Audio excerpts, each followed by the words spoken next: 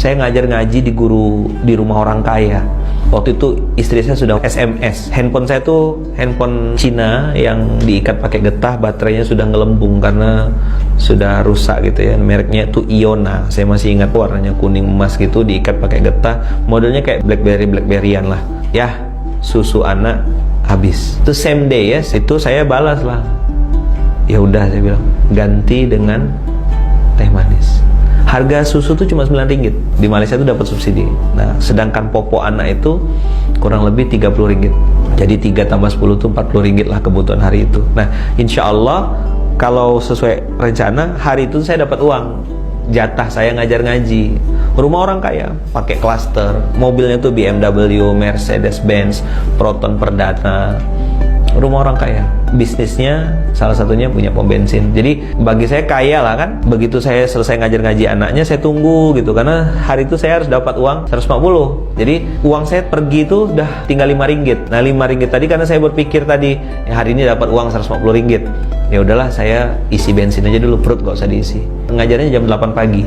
Ngajar dulu sampai jam 9-an. Selesai ngajar tuh dengan santainya kakak ini, dan saya doakan beliau dimuliakan Allah, dijaga Allah, karena kakak ini justru menjadi sebab saya belajar ilmu tauhid, belajar pembelajar, dan saya nggak pernah menyesali itu. Kalaupun saya ketemu beliau, saya lupa alamat detailnya, tapi walaupun Allah takdirkan saya ketemu beliau, saya mau kasih hadiah karena beliau ngajarin saya gitu. Jadi waktu itu beliau bilang gini, "Ala Lukman, akak lupa pergi ke bank. Bayaran untuk Lukman minggu hadapan ya," maksudnya minggu depan ya gitu. Duit Rp5 udah diisi bensin, istri udah SMS, susu anak habis, popok habis gitu kan. Saya ya nunduk. Baik Datin, saya bilang. Datin kan, misalnya ada datuk ada Datin. Baik Datin, baik Puan. Tak apa, saya bilang, tak ada masalah. Saya balik dulu Puan, balik. Nah, pas balik itulah saya pakai helm, saya pakai jaket, saya masukkan perlengkapan. Ada tas saya tuh di jok motor bawah itu, yang tasnya tuh bagian atasnya tuh sobek gitu.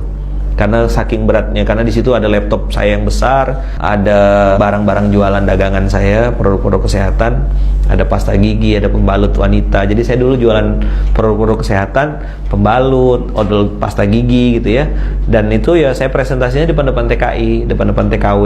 Jadi mereka kadang-kadang ngusilin. Otak saya cuma satu aja, saya cari duit halal, nggak nipu, nggak bohong. Dapat uang, margin dari satu produk itu bisa dapat RM1, bisa dapat RM1.50. Itulah untuk saya makan sehari-hari. Karena udah nggak dapat uang dari situ, dari guru ngaji, di situ saya ingat betul pas saya pasang helm, sudah mulai berlinang air mata, saya bersumpah saat itu. Saya bilang, ya Allah, jadikan hari ini hari terakhir saya berharap kepada manusia. Saya salah ya Allah.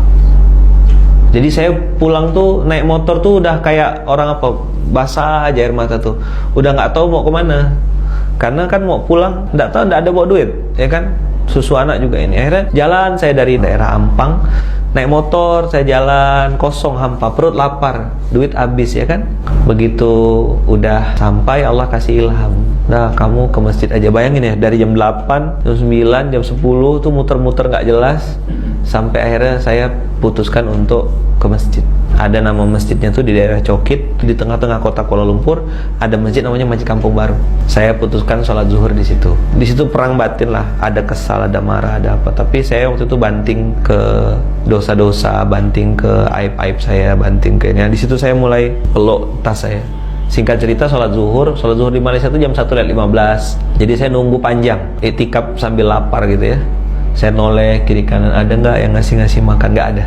Tidur, tapi tidur ayam gitu kata orang ya, sambil peluk-peluk tas itu, sambil doa. Doanya tuh udah doa orang yang, ya Allah tolong beli dagangan saya gitu. Komat, sholat, ya kan, selesai sholat saya doa itu lagi, saya peluk tas, tolong belilah dagangan saya. Nggak muluk-muluk, saya minta ya Allah RM40 aja, RM10 untuk beli susu anak, RM30 untuk beli popok. Ya amanal aminin, aminna mimma nakhaf, wahai yang memberikan keamanan, amankanlah kami dari apa yang kami takuti.